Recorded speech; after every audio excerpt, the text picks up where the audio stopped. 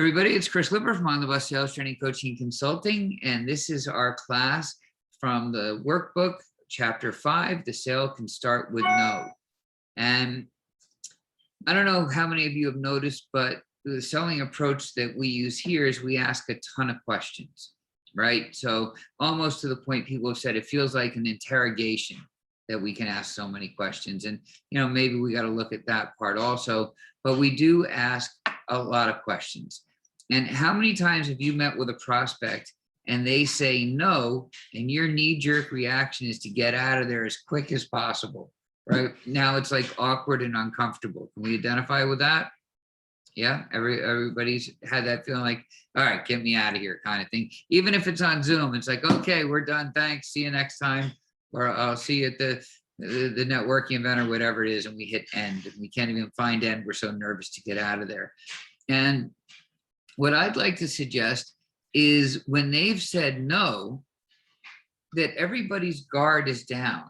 It's almost like it diffuses the situation. So instead of packing up shop and running out of there, take a breath, take a moment and say, thank you. I'd rather get a quick no than a long maybe. But if you don't mind, can I ask you some other questions? And can we talk about this a little bit? So, maybe there's someone or maybe there's something I'm not doing right here, but help me out a little bit as long as we've got the time scheduled. And I think most people, as long as you can keep it moving and flowing and interesting and at a pace they want, would be agreeable to that. And now their guard is down, right? They're no longer being sold at, they don't feel like they have to say no. They've already said no. We're in agreement. We're not going to do business together. It's okay. Let me just ask you a few more questions. So I wrote in the book, it's not over until we decide it's over. That's a little strong, and I don't know if that's necessarily the case, but there is the Columbo aspect. You guys all remember the show Columbo, and I remember my friend Chip used to talk about this in his class, and I've watched Columbo, so I see it all the time, that he's always asking questions, almost to the point he's got his jacket on, he's at the door, and he opens the door and he's like, yeah, just another thing, and I've been known to call people from the car, I'm still in the parking lot, and say, I forgot to ask. And I did it to a group this morning. Somebody sent a group an email without blind copying 27 people. I couldn't let that go, right? So I had to reply to all and say, I forgot to put in the chat this. And I had something to mention. So I think there's some opportunities that we can take a look at. So some questions to think about after we've heard no, and you guys have heard me mention this before. I love the Dale Carnegie approach of feel, felt, found. So if somebody says no and they give you the reason why, they're not just going to say no, but you can ask them why. And then as you're kind of thinking of your answer, maybe do a feel, felt, found. And you can say, I understand exactly how you feel. I get it. Many of our clients have felt that way when they met us initially. And what they found is the investment was totally worth it, or they're comfortable with us now. So we just gave a feel, felt, found right there. And we can do that all the time. And it gives them an identification part. It lets them know you're listening, you hear them. It also lets them know that you've worked with other people that feel this way and that they found it was a success. Or you could say something like, I hear what you're saying and I get it. We aren't a fit for everyone. Can I ask you a few more questions to help make us better in the future?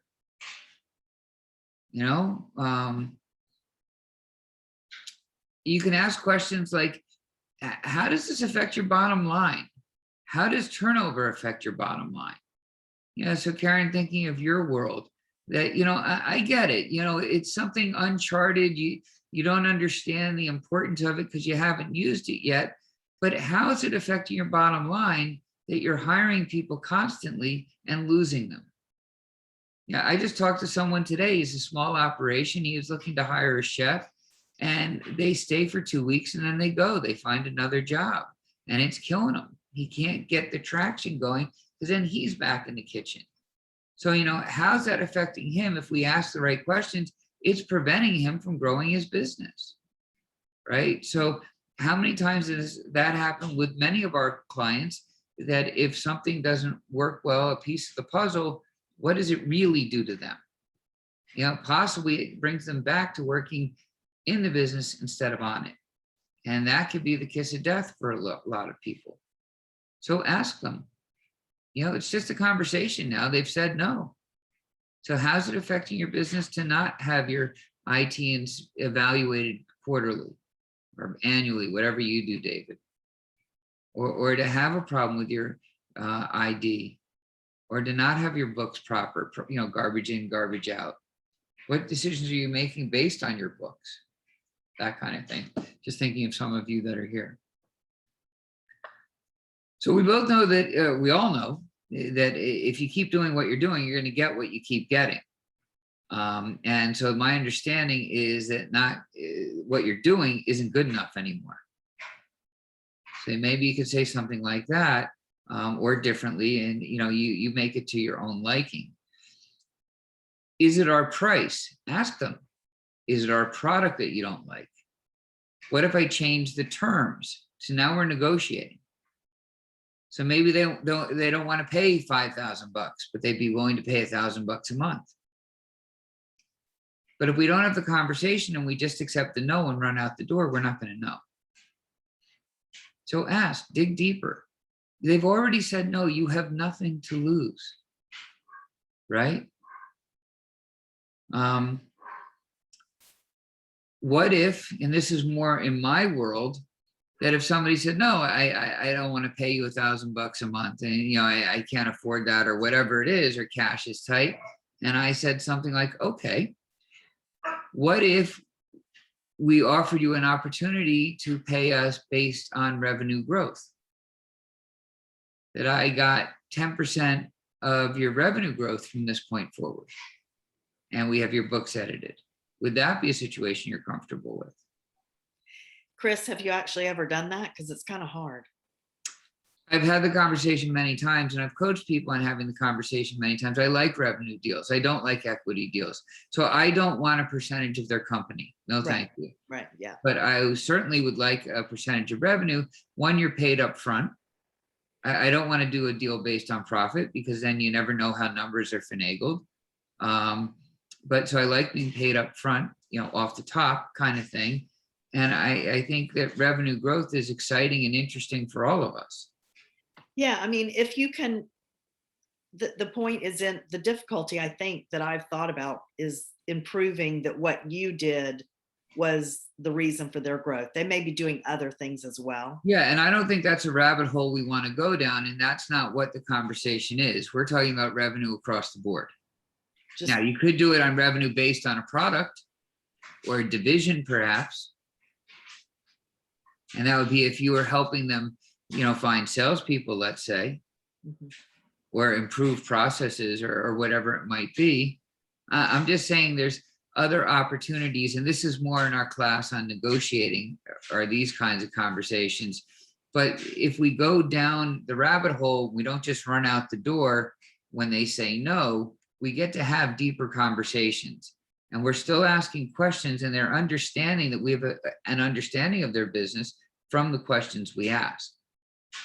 So if David just takes a no and runs out the door, instead of saying, well, you're a printing company, so that means you probably have both Macs and PCs.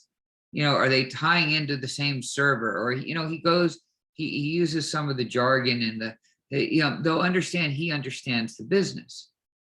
And they realize that, maybe they haven't had their Mac looked at in years. And maybe that's not a great idea. And he could say, well, what happens when this hard drive's full? Have you looked at that? I'm just making this up as we go a little bit. But again, if he's running out the door when they say no, he doesn't get to have these talks. I just think it's a way of circling back. You can always ask them, how can we improve our process? Tell me, what didn't make this attractive to you?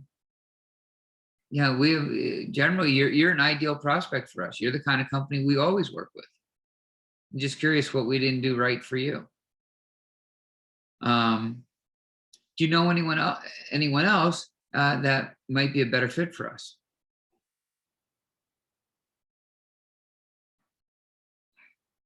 You could also offer to tweak the value and offer a light version,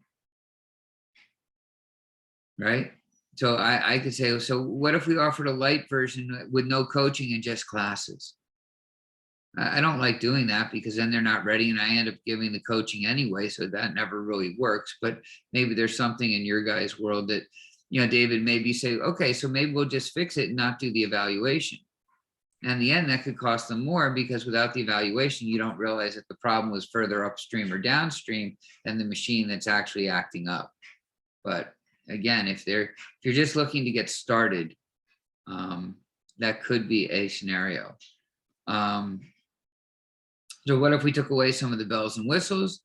Can I add you to our mailing list as a way of staying in touch?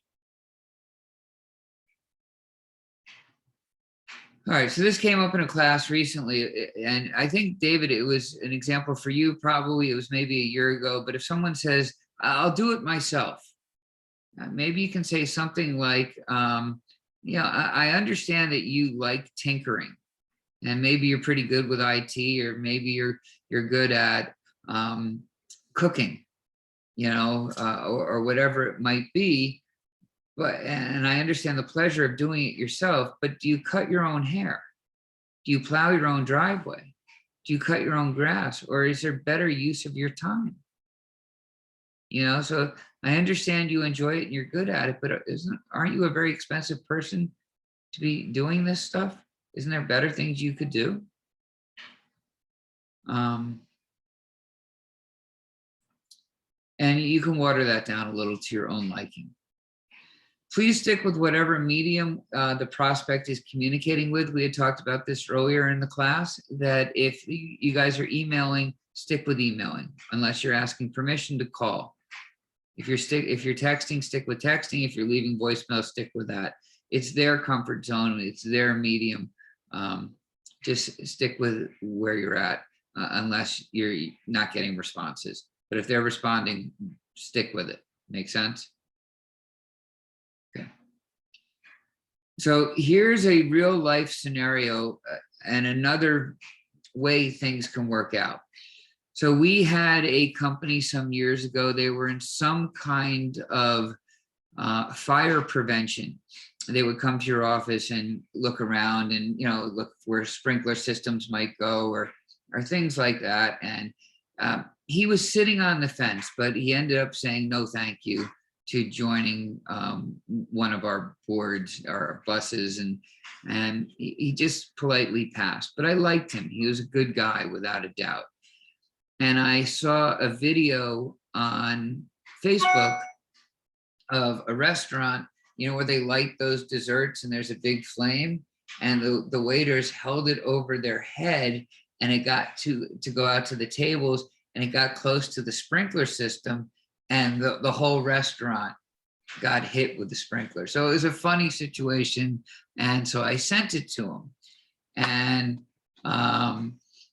then he wrote back, that was great. Thank you for your time today. You've given me a lot to consider. I can say that I'm only thinking of the 10 to 2 o'clock group if I'm going to make the investment. And I want to be surrounded by people that will bring me up to their level. Have a great weekend. So that's a buying signal, right?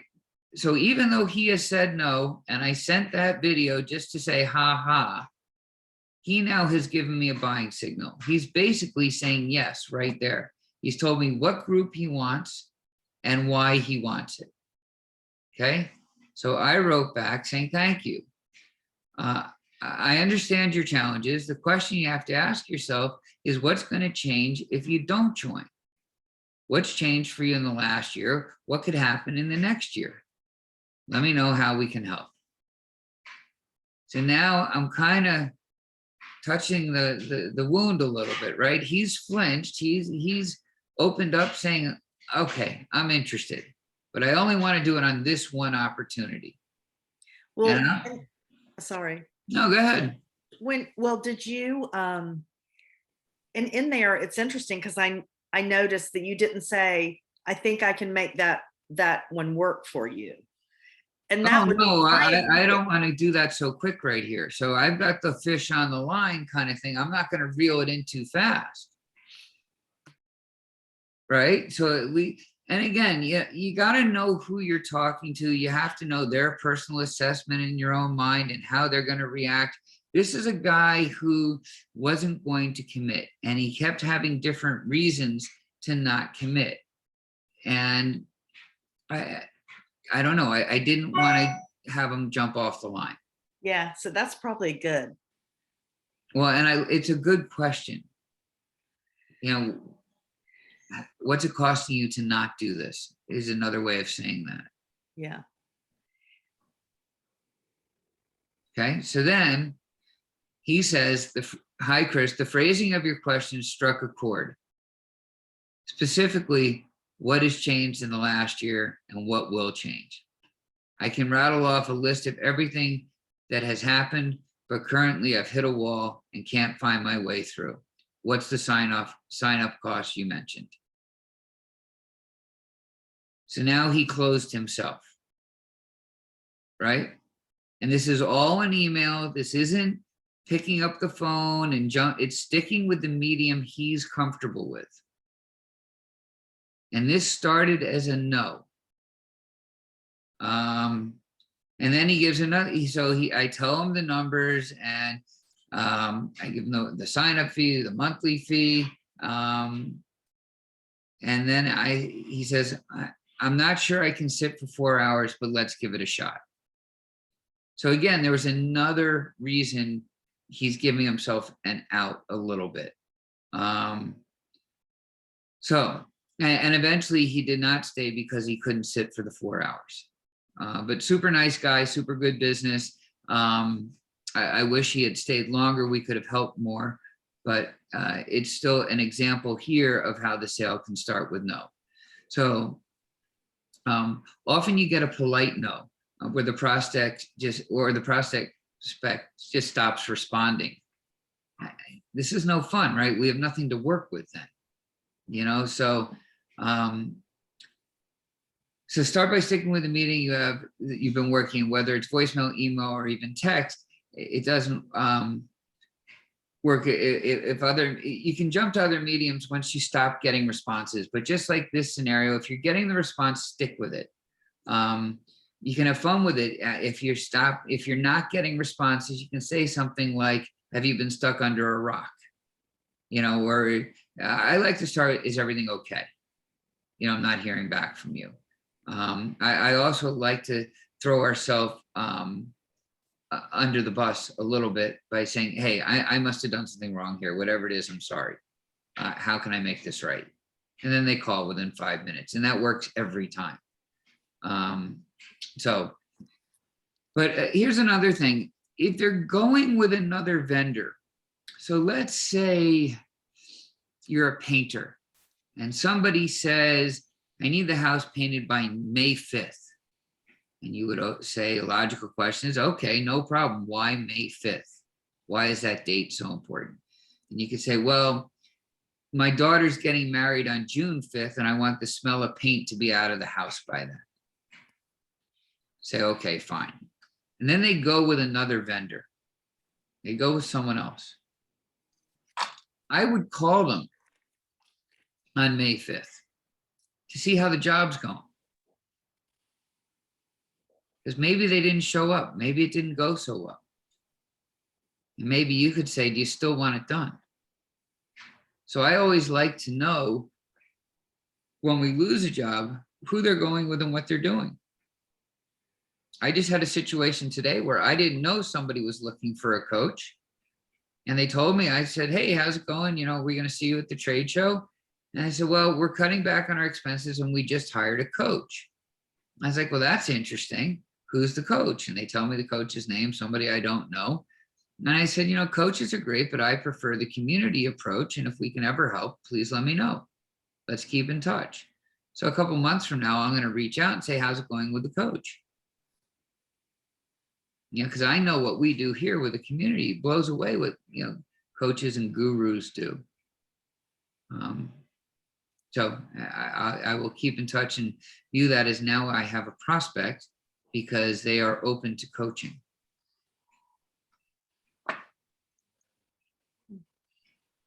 I always like to know what we could have done differently. So ask. People want to help. I think that's the nature of people. So just ask them, say, hey, what could I have done differently here that would have made this more interesting for you?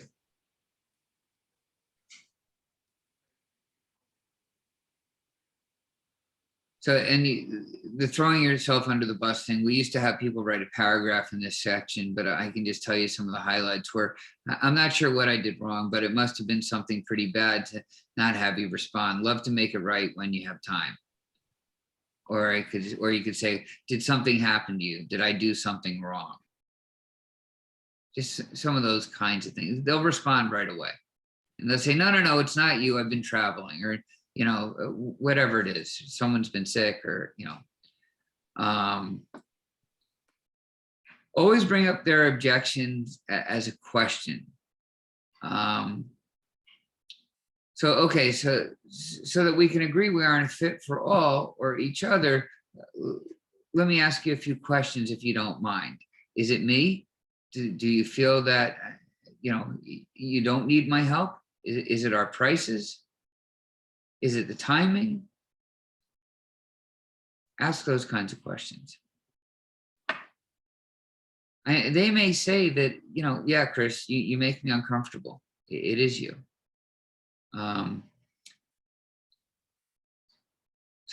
our next chapter is selling with questions versus answers, and we'll do more of this kind of stuff there. Okay. So that's it for today on this one. Any questions, any comments? Yeah, I've done the close the file thing, like where you're saying, did I do something wrong? Or, you're getting crickets.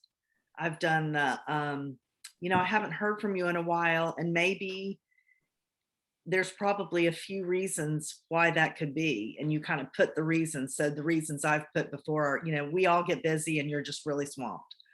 Or, gosh, I can't even remember what the other ones would be, but you said some of them.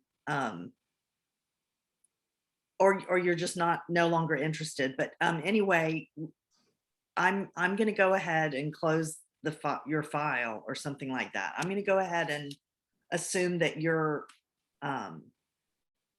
not ready at this time or something like that, because but I'm waiting till I've got to that point where I'm like, I have nothing to lose to do that. But why give them the easy answer of maybe we're just not a fit for you? Why not give them the harder answer of I must have done something to upset you, so they call back to justify. Yeah. And I've had it work both ways. I've had them when they're like, call right back. Oh, no. I really meant to, want to do this. Right.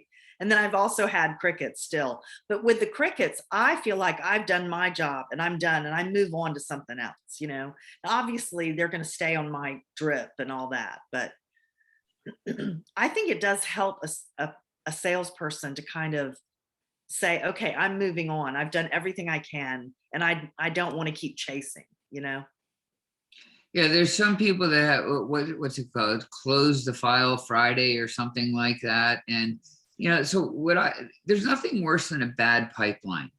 It gives us a false sense of, I don't know, of taking our foot off the gas, right? So I'm evaluating my pipeline all the time and I put numeric codes with them. We're starting a next group up here and we've got 3 people on so far. I'm pretty happy about that. But they've all been evaluated 1 through 5, similar to what you guys have seen, what we do with the trade show and how we evaluate cards. I need to take an honest look at my pipeline on a daily basis or a weekly basis or whatever timeline you want to use, but I got to make sure it's not garbage in, garbage out. That if I think I've got a bunch of 10s in there and they turn out to be 1s, I would have been working a lot harder. Does that make sense? Yeah. So Chris, I don't want to dominate the meeting, so go on, but at some point today, I'd really like to tell you about the meeting I just got off of. Sure. It's kind of the opposite of what you're talking about. He actually Should said we turn yes. off the recording or leave it on? It doesn't Okay, matter. go ahead. We'll leave it on. We can edit it later. But does anybody else have comments on what you did? Because I don't want to. No, I think you're good. Go ahead. Okay. So, and I hesitate to do this, guys, because you know what's going to happen, right? I feel good about the meeting I just had, and Chris is going to make me feel. Do any of y'all feel like that? So I'm on your side. I have a big risk here. I'll be kind. Okay. But so I talked to this guy that I haven't talked to face to face. We did a team training and they loved it. Oh, you did it all wrong. No, I'm kidding. Go ahead. We did it last November. Okay, last October. I actually went to Nashville and we did this team building. So he wanted to move from the disc to the narrative Big Five for hiring. And so I was like so excited and I was like, great. And remember, I think, Chris, I've told you about this. He sent me to his HR person who worked for the CFO, and he's the president, the guy I'm talking to. So the HR person, very difficult to work with. She just wanted me to do the exact same thing they do with disc with the narrative. And it's different. I don't do it the way they do it. And I would devalue my product by trying to just fit it in the way they were doing it. So anyway, I got to a point where she wasn't contacting me back and I just quit chasing. So I just quit. And I did go back to her boss and him, but I had to be very, very careful not to throw her under the bus. I just said, something like, I know Rhonda's really busy and I'm so excited about us moving to the narrative Big Five, or your company moving to the narrative Big Five. Is there anything I can do to move this further or something like that? But I didn't hear back from them. 3 months goes by. I finally go back to these people, to the CFO and the president. So the president, I get back in touch with him, and today I had a meeting with him. And he was happy to put me on his schedule. He put me on there for 30 minutes. And I asked him at the beginning, I had a great rapport. How are things going? Everything's, all that. Then I get to, well, tell me, how's the team? And how are they getting along? And he starts telling me about how great it is and how what we did in October was so good because it set them up. And now they're having really good conversations. And when they have an issue, blah, blah, blah. And so it was great. And so I then said, well, it's been 6 months. What do you think about doing a follow-up? And he's like, yeah, let me look and find out when we're going to get the team together. I think we should do another half day. So basically, I got it right there. And so I wanted to push a little further. So good. I did. So what I said is, you don't have it right there. You have, you're right. Good because you didn't close it, right? You don't have a date on the calendar. Right. Okay. So I said, there's a couple things we could do with that half day. We could, first of all, definitely follow up with how's it gone, recap what we did, what the information about the Big Five. But we could also, after that, do a motivations assessment, talk about what motivates them, because that's another layer that's really informative. And he was like, yeah. And so I said, I think the best, he said, I think the best thing we do is what we did before, which is I send it to you. We go through your report and you see if you want to add it. He's like, great, sure. So we get that on the calendar. Now I pushed a little bit further. And this is where I think I went too far, but I want to hear from you guys. I said, that's the motivations piece. There is also, I do a generational workshop. I don't know if you all have all different generations. Do you have a lot of younger people that you're hiring and stuff? And he said, we do. But he was like, yeah. And I said, but you know what? I really think the motivation, because he didn't jump on it. I said, I really think the second thing we should do is the motivations. So what do you think about that? I did mean, I go too far with mentioning the generations? well, I don't want to speak for Jeannie. She's going to say no. Of course not. And she'd drive it home. Jeannie, are you still there or no? Okay. I'm here. I'm absolutely here. And no, you're right, Chris. I do not think that went too far. I think you planted a seed to let him know that there's another avenue that he can go forward with. And the fact that you did it and then backed off was good because you're allowing him to think about it. So no, I do not think, Chris, you're very right. Do not think that you went too far at all. Renee, And what do you think? I don't know. Renee may have jumped off. Oh, okay. But David, I bet you David doesn't think you went too far either, and he would be more interested in setting up additional ones. But I'll let David speak for himself. I don't think so. I mean, if he expressed a little bit of interest, maybe you would ask a few more questions to gauge the level of that interest. Yeah. So I have a question. So how many other segments do you have? So you said you had generational. What are the other ones? What's your total number? Well, right now it is 3. Okay. What I So want you to, could do it quarterly. yeah, what I want to eventually do is I want to sell a program for 9 months or a year. And I want to lay out at the beginning, here's the 3 things, and we're going to always follow up from the last in each one, so I really want to try to sell a year leadership development. All right. So why don't we take the word try out, and why don't you do that right here, right now?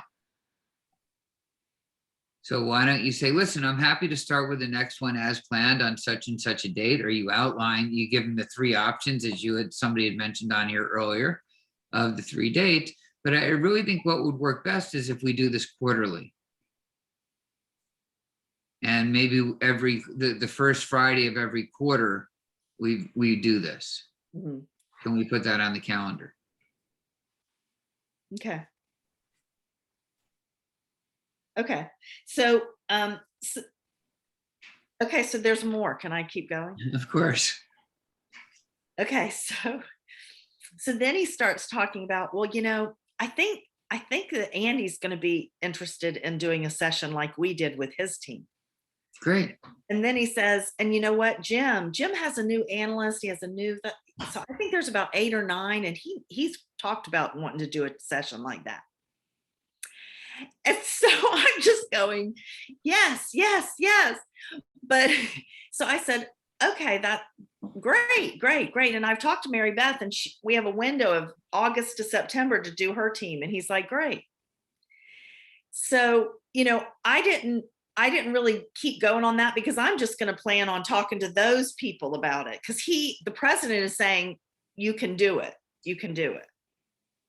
Okay, so I would have liked him to have sent an email to all of them copying you, but you can do it the other way around. You can send an email to all of them copying him. Yeah. Yeah. Okay. Yeah. Yeah. And I should go ahead and do that sooner than later, shouldn't I? Today. Your meeting was this morning, right? Yeah. Let's pretend his name is Jim. Jim, thanks so much for your time today. I appreciate you outlining the idea of meeting with the other divisions. And I would like to also suggest we meet quarterly for your division. I'll reach out to them all individually. And then you have them all copied. Oh, you think to send it to Jeff and copy them? Yeah.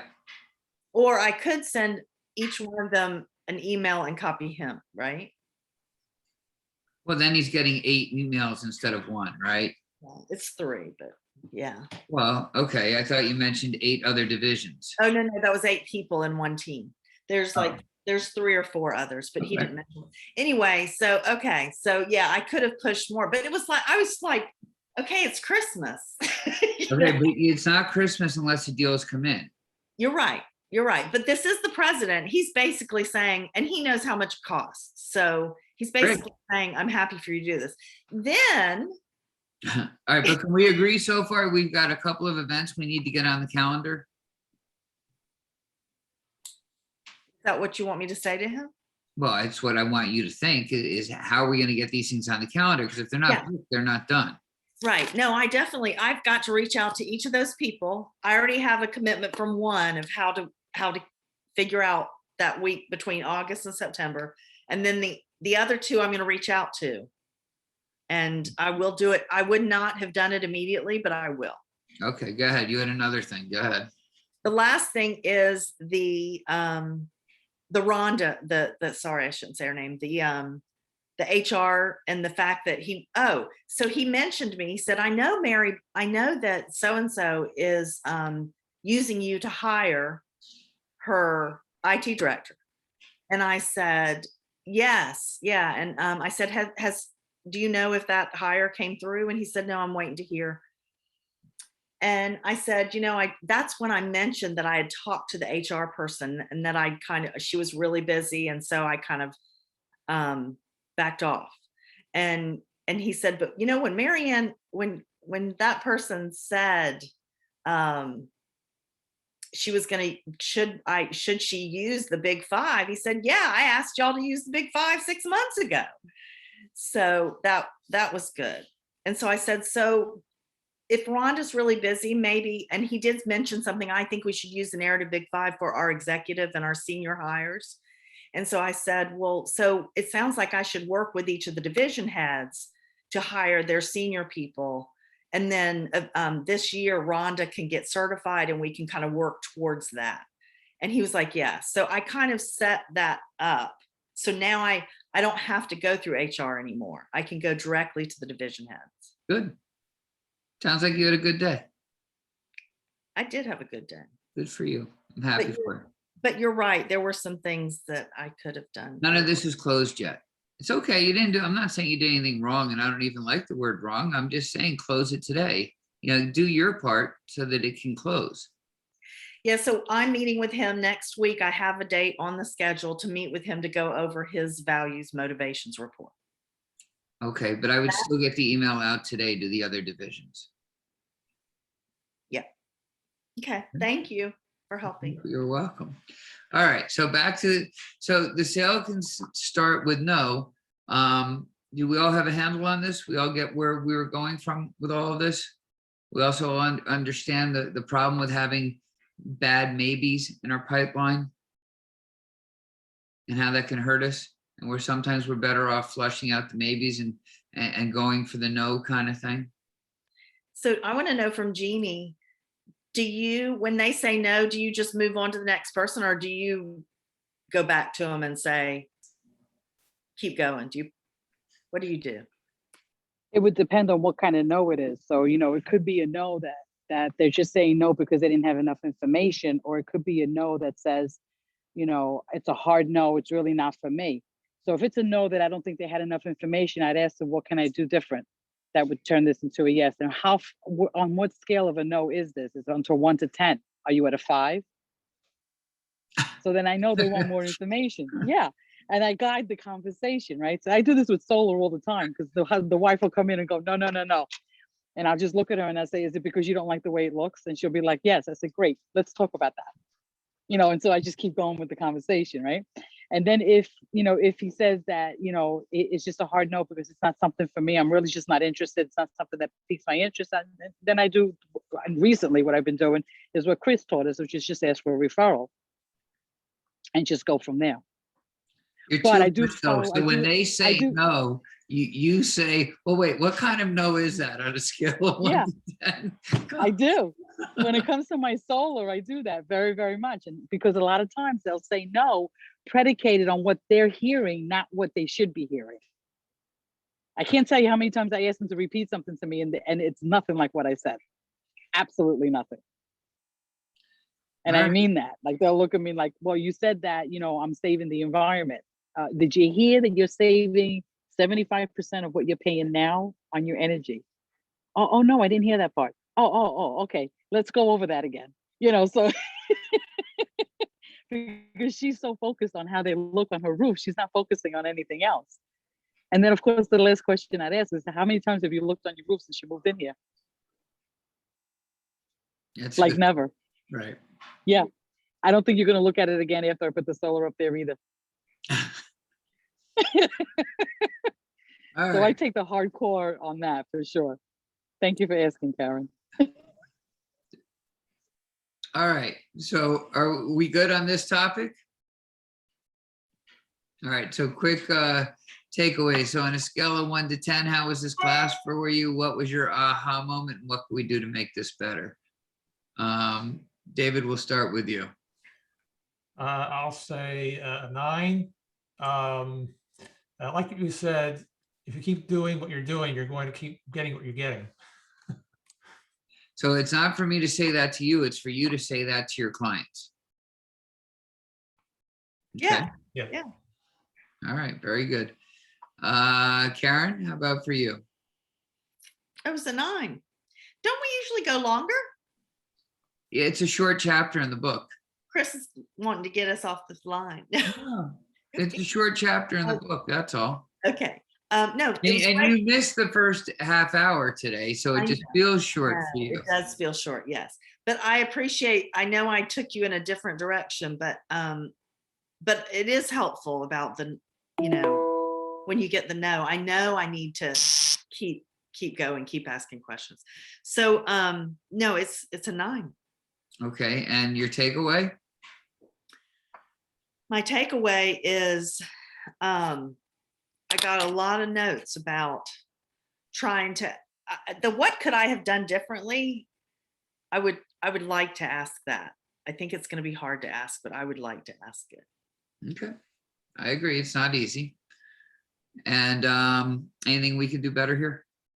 I know, longer classes, I get it. No. Actually, that's not true. I have tons of work to do. All right, Jeannie? We may have lost Jeannie. Not No, there. I'm here. I'm here. So I would give this one a 10 because it actually just, especially towards the end just now, just gave me permission to do what I've been doing and just keep going forward. So I would give it a 10. And of course, having more people so we have more opinions when we get a different view on things is always a better thing. But I think this one was a 10 for me for sure. Thank you, Karen. So I've been on both sides of this, just so you know, and we used to call these blizzard meetings. When there was a blizzard, like half the people would come. When there's more Yeah. people, you'd wish there was less. So you just enjoy the moment kind of thing. So Okay, for well, me, good. I would give the class a 7. For me, it's not my best topic, but it's certainly interesting and something we can all identify with. I will let you know that I did get a no this week, and I did let the guy off the hook. It's kind of like you got to be polite sometimes. But the guy said, listen, we're having a record year. We had a record year last year.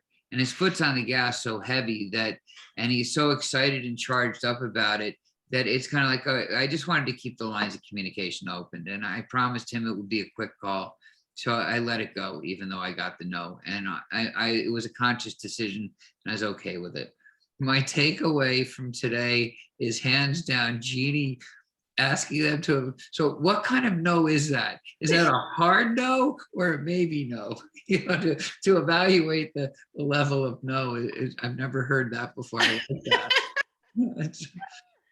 I love it. Yeah.